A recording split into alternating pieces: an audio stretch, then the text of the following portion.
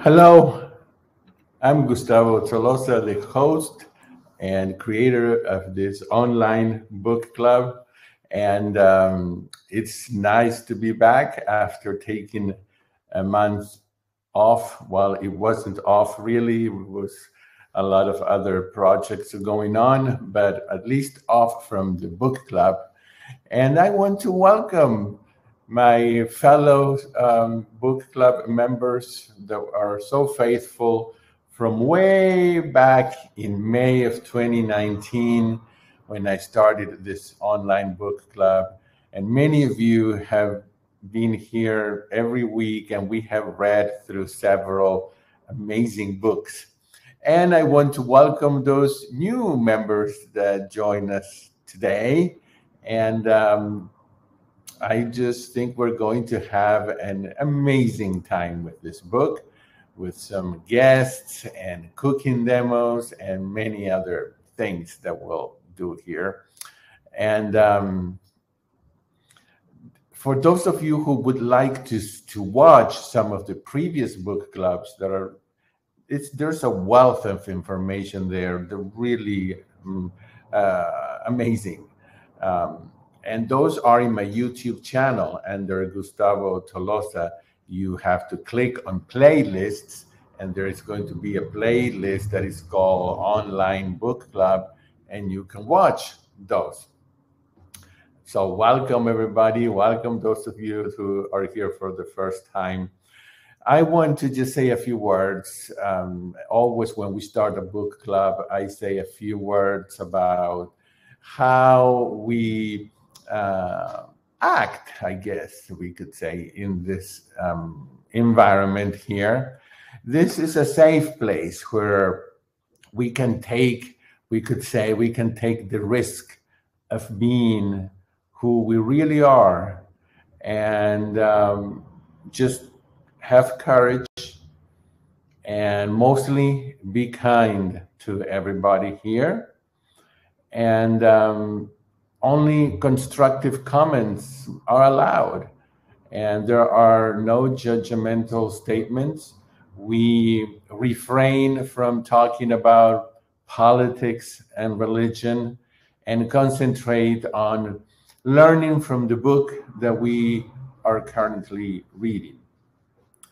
So like I said, along the way, we will have cooking sessions. Sometimes I will play the piano for you. As many of you know, my career is as a concert pianist. We'll have some guest appearances, and if you can, sometimes if you miss the live broadcast, this is live right now, don't worry, the replay is always sent to you. Sometimes a few hours later, but never more than 24 hours later. This book club will continue to be free, as well as other broadcasts that I do through Facebook and YouTube. If you are not following me there, you can do that so you won't miss on any of those. And I just want to mention, donations are welcome. There's usually a donation link in the emails that go out. It's not required. You can also help me out by becoming a member of the Gustavo's Fan Club, which starts tomorrow. And we are starting with a new program called Tea with Dr. T. When I teach at the university, students usually call me Dr. T. So I thought it would be fun to call this show Tea, because I love to drink tea. And so it's going to be Tea with Dr. T. And it's going to be a very special, limited number of people, members, and we will have a relaxing cup of tea while we visit about many topics, and you can ask questions. Let's see if I'm forgetting anything. I also do food coaching, and I also teach piano lessons if you ever want to take lessons.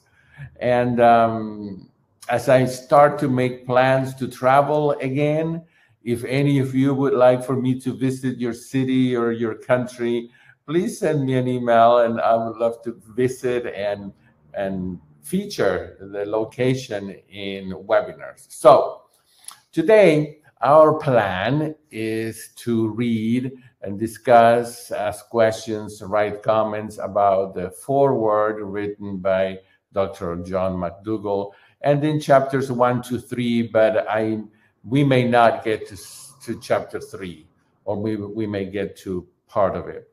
I want to encourage you to write as you read the book, and please make sure that you get a copy. Otherwise, you won't get as much out of this book club as you would if you have the book and you read every week the chapters that I ask you to read.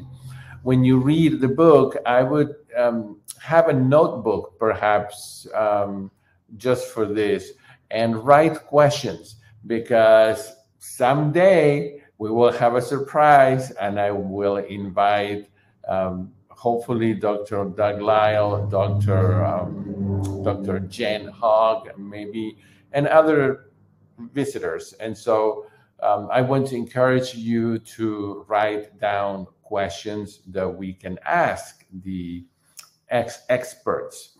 So let's get started. What do you say? We will go to the foreword. Let's see here. And I have the electronic version of the book, so I'm looking at it here. But before we start, I want to see if there are any questions or things that I need to answer here. Okay. Can kale cook till it can be chewed up? Yes, it can. I steam it, and then I water saute it, usually with onions and mushrooms or just garlic. And it can be chopped small after it's steamed, and then you saute a little bit more, and it really can be eaten that way. All right, we will stay on the book, and here we go. So I am in the foreword now, and this is the third paragraph, where the author says, Dr. McDougall says, the pleasure trap is about the nature of our own struggle for healthy living.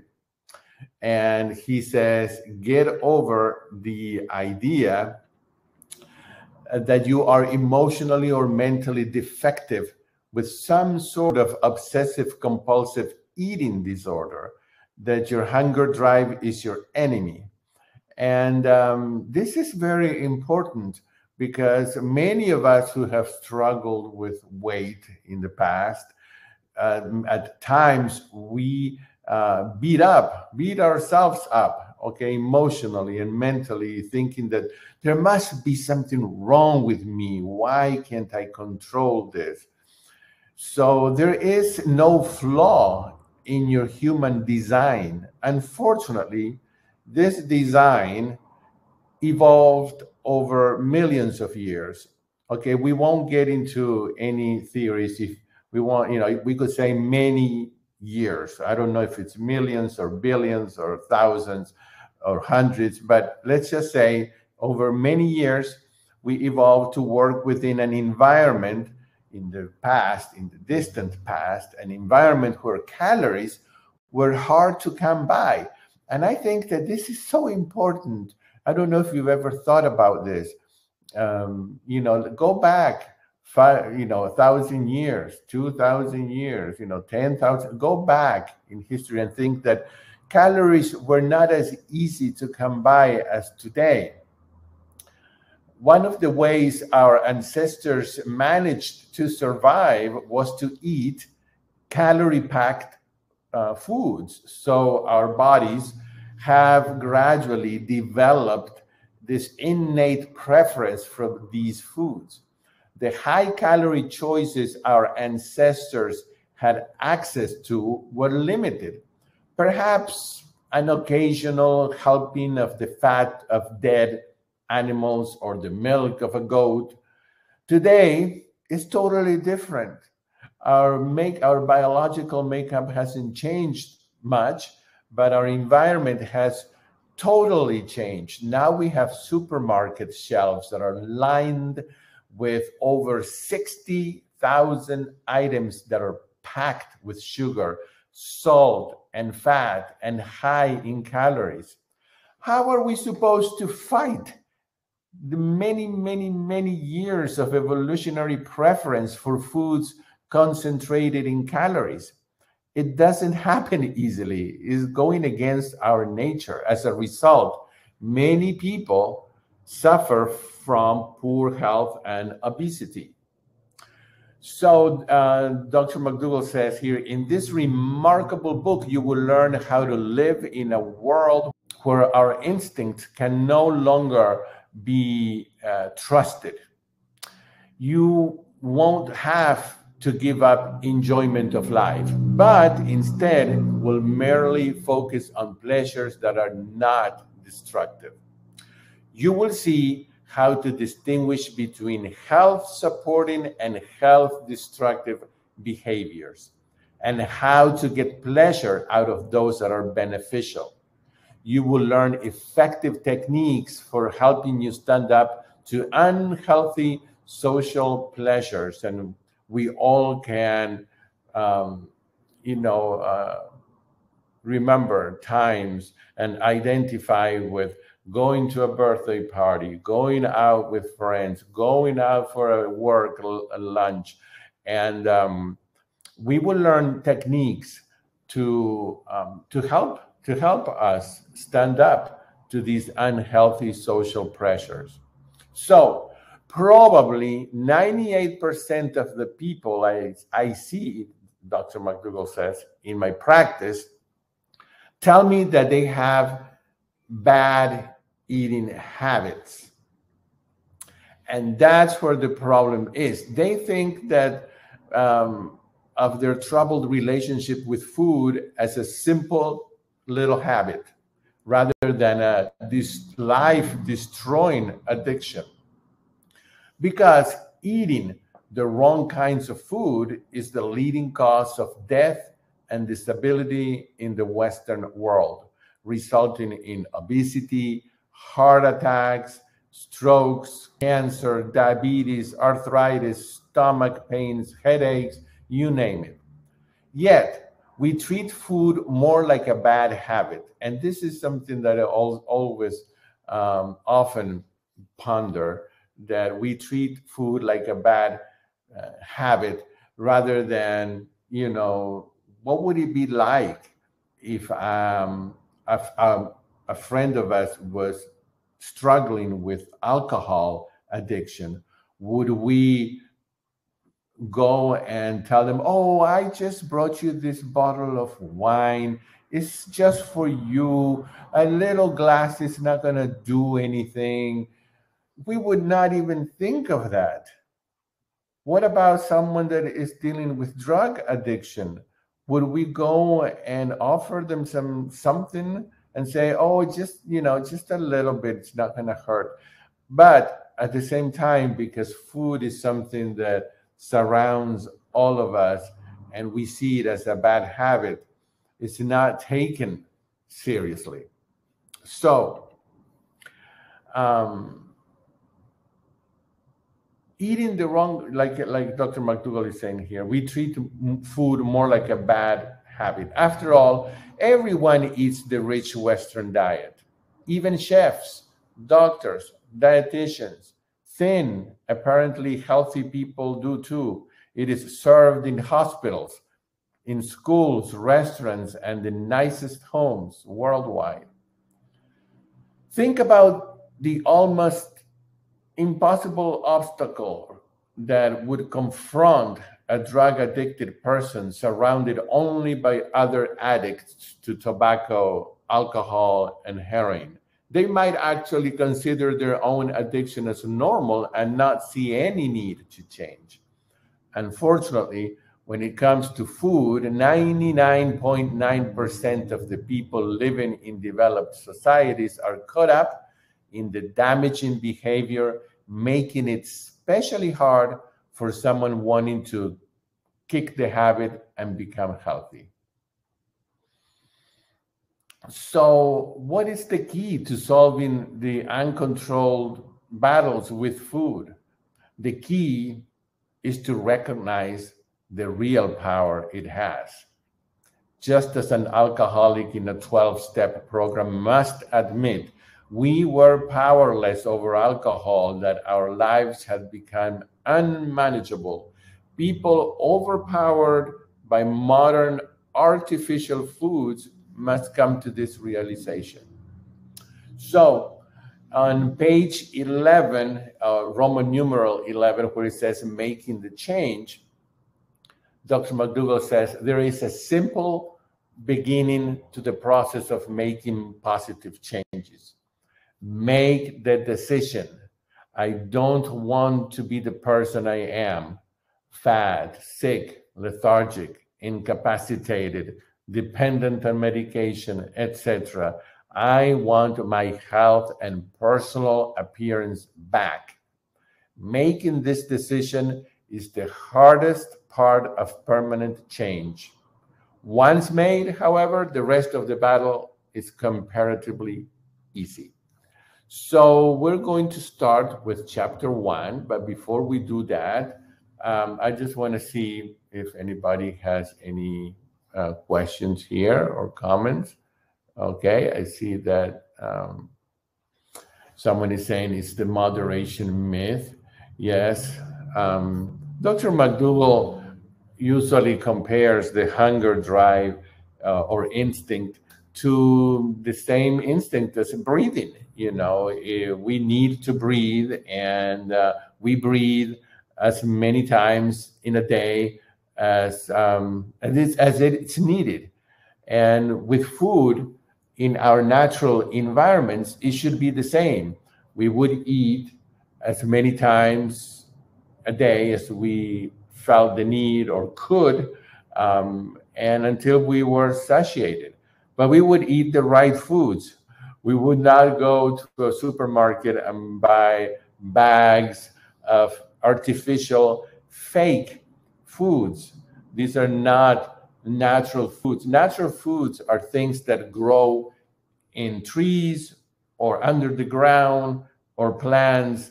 They don't come in powder. They don't come in bags like potato chips. They don't grow in trees, but potatoes do. So we would eat the potato. Moderation, trying to moderate how many times a day you breathe, for example, would be totally impossible. And that is why it is impossible to keep on these diets that ask people to restrict the amount that they eat, and instead of focusing on the real issue, which is what you eat, not how much of it. All right, so we usually keep this book club to about 45 minutes, and I welcome questions. I welcome comments, and please type them here. I will do my best to continue reading what you're writing. So let's go to chapter 1, and I just highlight parts. We don't read the book page by page. But in the first page of chapter 1, Dr. Lyle says, we live in a time of revolutionary insights about health and happiness. In the last 30 years, scientists have pieced together an extraordinary understanding of how health and happiness work. Unfortunately, very few people have learned about these breakthroughs. Are you one of those people that have somehow missed this information? Shouldn't this information be trumpeted from the rooftops. Unfortunately, new scientific information is not always well received, especially when it challenges the views or threatens the self-interests of powerful individuals and groups. Those in power rarely rush to embrace superior new ideas. So, since the dawn of history, telling the truth has often failed to receive a warm reception. Those who have attempted to do so have often faced closed minds and even persecution. And we have modern, yeah, and then Dr. Lyle, mentions people like Galileo Galilei and Semmelweis, and you know, we could go on and on.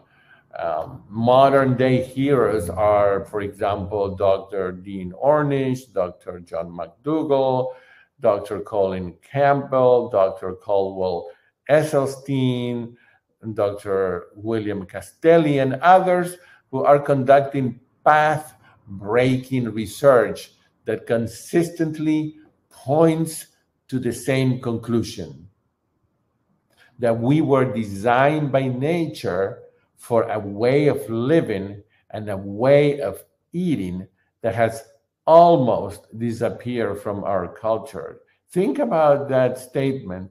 It's quite um, it's quite a strong statement. We were designed by nature for a way of living and a way of eating that has almost disappeared from our culture. So how are we supposed to really succeed at this?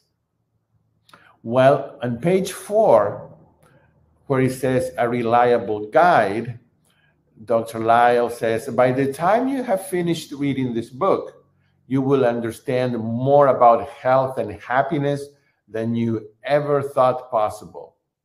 But be forewarned, what you are about to read will be different from anything you have previously encountered, and it may not always be what you want to hear. The truth is that health and happiness are natural processes, and now they have become like exceptions in our culture. So many people battle with sickness, and there's so much unhappiness in this world that they don't seem to be natural processes. What you eat, the drugs you use, and the lifestyle choices you make are going to play the major role in determining the quality and length of your life. So you will learn about the hidden force in modern life that can undermine your pursuit of health and happiness. This hidden force can ensnare you in dangerous situations that we call pleasure traps, and we will show you how to defeat them. So we will start this with one of the most basic questions. This is quite a question, I have to say. The question of what life is all about. Well, I think philosophers and religious people and biologists have been after that answer for years, hundreds, if not thousands of years. So, very interesting. We could philosophize here for hours. Chapter 2. Notice the title.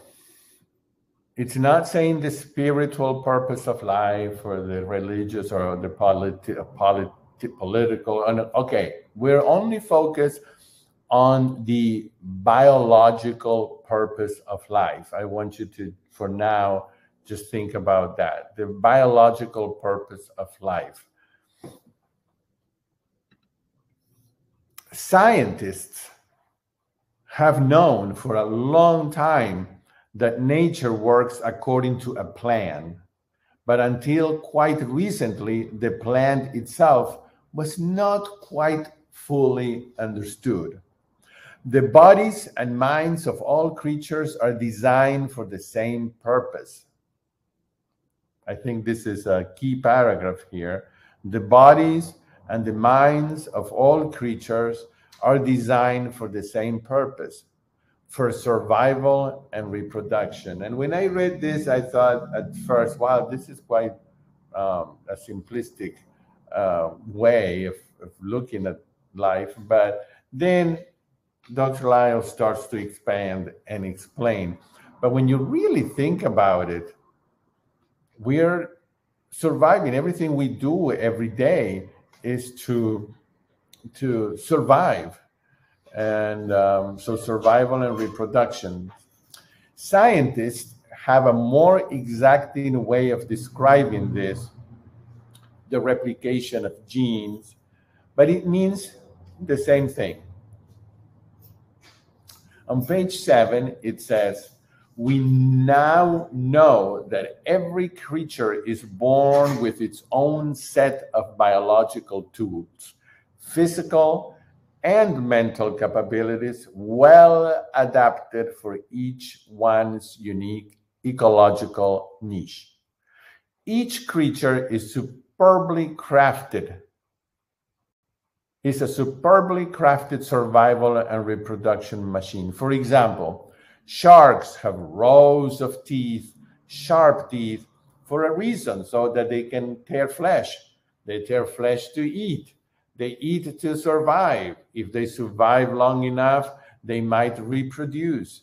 If they do, their offspring will attempt the process all over again. And the same thing with gazelles. In the natural environment, something that feels good is good. That is nature's way of guiding creatures to fulfill their biological purpose, survival and reproduction. Humans are guided by this design in virtually the same way. There is a reason why we seek food and shelter, avoid foul tasting water, make friends, search for romantic partners, and stay out of bad neighborhoods. We do these things to increase the odds that we will survive and reproduce. And we will see later on how this survival instinct that we have is what sometimes is a trap, because it's an instinct, a very strong one. And if we are put in the wrong environment, we will survive. We will eat whatever is the highest calorie food. That's why it's so important that we live daily in a good, in a clean environment, like we call it, with Dr. Lyle, Chef AJ, and all our heroes in the whole food plant base. Without the right and the clean environment, we most likely won't succeed, because it's a very difficult battle to win. So let's make sure that we always have food, clean, healthy, plant-based, whole food, starch-based food in our house, so that whenever we are hungry, we can grab something that is health promoting. What is the difference between raw cocoa and the grocery store cocoa? I think when you buy things at the grocery store that are packaged, make sure you read the back label. You always want to see 1, 2, 3 ingredients.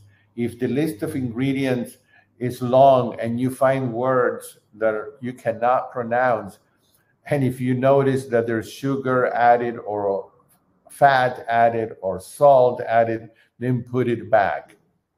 Cacao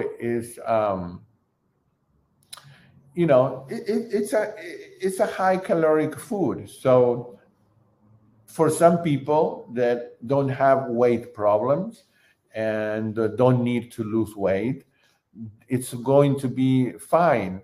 On the other hand, if you have lost a lot of weight and are trying to lose those last few difficult pounds, eating high caloric, density food like cacao and nuts and seeds and avocados, it's not going to help you toward that goal of losing those pounds. Not that they're unhealthy foods, it's just that they're too calorically dense in the fat content. So we are on, let's see here, in a page that I like this, what Dr. Lyle says. When you look at yourself in the mirror, you really are looking at a biological success story. I like that. You are the result of generation after generation of ancestors who got enough to eat and who were successful enough to reproduce. You are the prize. You're the prize your ancestors worked so hard to achieve. And you carry inside of you, the genes and therefore the traits that make them successful. That's such a neat concept. Creatures like sharks and gazelles are not aware that their actions are guided by a drive to reproduce their genes. Neither are human beings. In fact, the purpose of all of our various actions seem to be something entirely different. The purpose seems to be to feel good and to avoid feeling bad as much of the time as possible. Then it says emotional guideposts. To reproduce their genes, all creatures must make choices and take risks, each of which will either increase or decrease their chances for survival and reproduction. To be effective, they need a system that lets them reproduce. If they do, their offspring will attempt the process all over again. In the natural environment, something that feels good is good. Okay, I read that one already.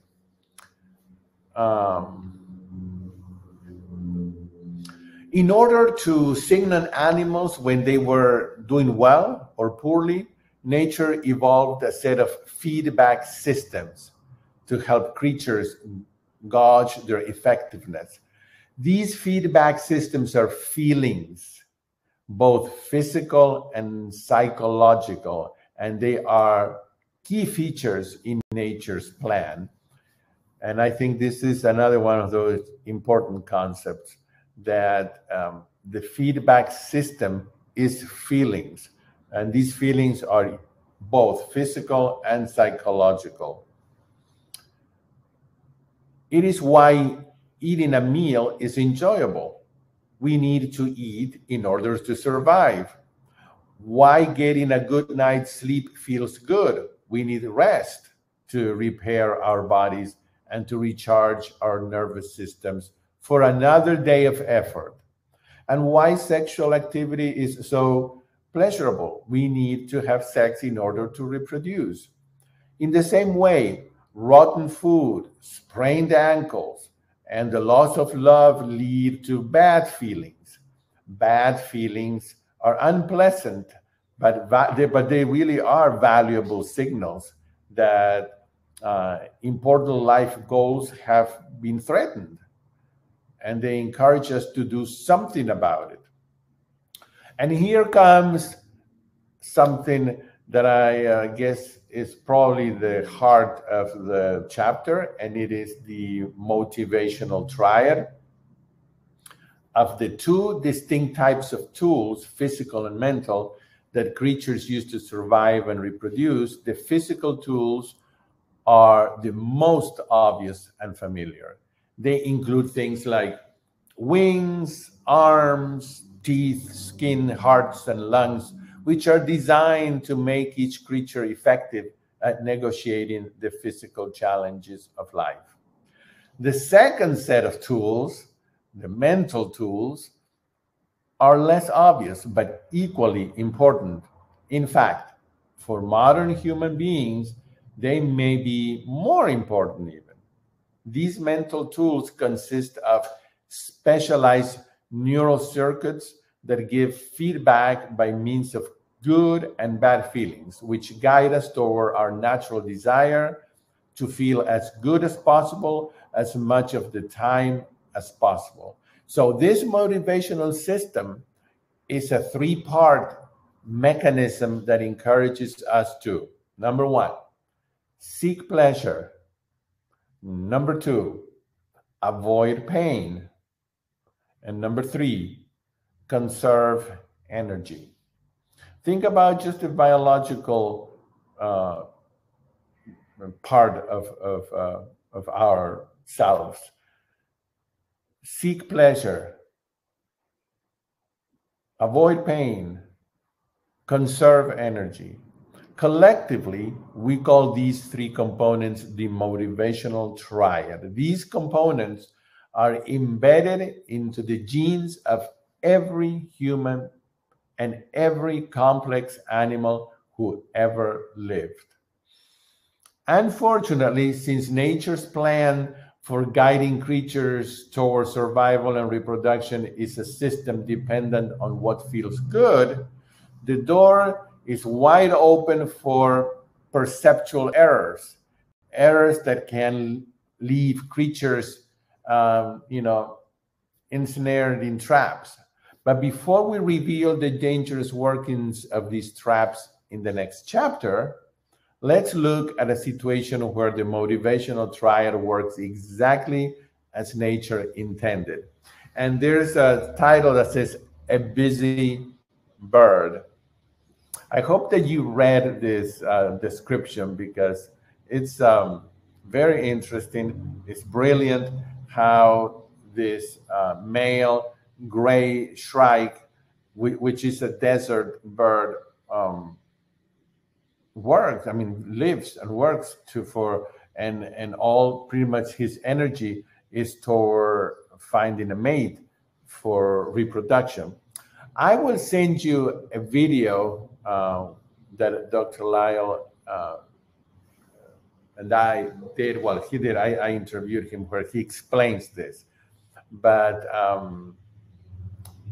if you haven't read it, make sure that you read this because there is a good point to the story.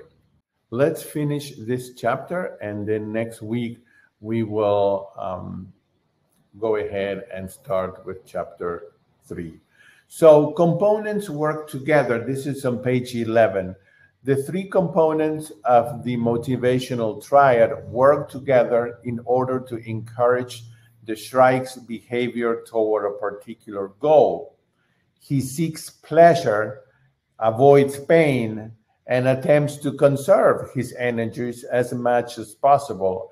Our male gray shrike may not be conscious at the level of a human being, but he is plenty conscious enough to follow the demands of the plan. He wants to feel as good as possible, as much of the time as possible, just the way he was designed. These three forces are embedded into the design of all animals. They are universal precisely because they encourage behaviors that are associated with survival and reproduction. So on page 12, it says, the thoughtful reader might wonder if there isn't more to this story, more to motivation than seeking pleasure and avoiding pain and conserving energy. And indeed, there is more. I'm pretty sure you all thought about that. I did too. Is there anything more to this? The motivational triad comprises the major forces that influence behavior, but Integrated with the motivational triad are additional mechanisms that create other feelings, including the moods of happiness, perhaps the most important experiences of our lives.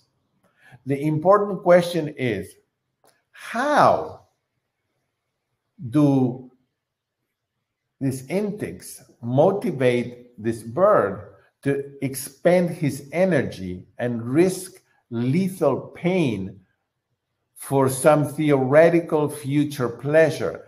How does his motivational system manage to organize him to act as if he is thinking ahead?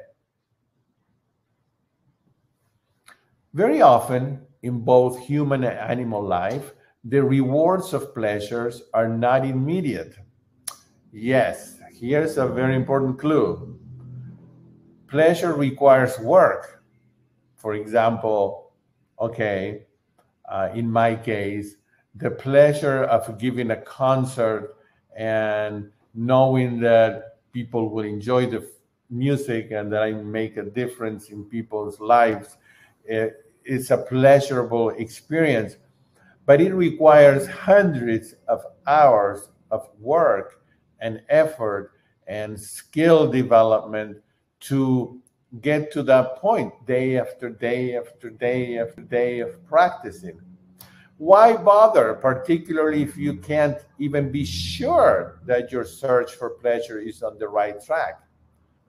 Sometimes the path to pleasure can be a long and winding road. What possible method of inducement is there to keep creatures paying the price? The answer to this question is both fascinating and monumental. Only very recently, scientists have begun to see that nature invented a secondary inducement system, a system of rewards and punishments very similar to pleasure and pain. We call these inducements moods, and they come in two basic types, okay? Two basic types, happiness and unhappiness. These mood systems work in conjunction with the pleasure seeking and pain avoidance systems to encourage effective behavior. Here's how this system works. And so Dr. Lyle explains this treasure hunt. I don't know if you went this far to read it, but if you haven't, read it, because it talks about a group of people that are going to find, they're supposed to find this treasure, and it's difficult, and sometimes they want to give up, and sometimes they get excited and they start again, etc. Make sure you read that. And now I am on page 14, where it says the moods of happiness. In human and animal life, the primary goals are the pursuit of pleasure, the avoidance of pain, and the conservation of energy. However, motivation cannot be sustained by these inducements alone. Nature needs an additional and related system, a set of signals to let pleasure-seeking animals know whether they're on the right path, the path to survival and reproduction, and not, let's say, the path to destruction. Those signals are the moods of happiness and unhappiness, and they work like the clues in the treasure hunt. So we will stop here. We've been together here for 45 minutes. And I don't know if you have any questions. This is the spot where we will pick up next week.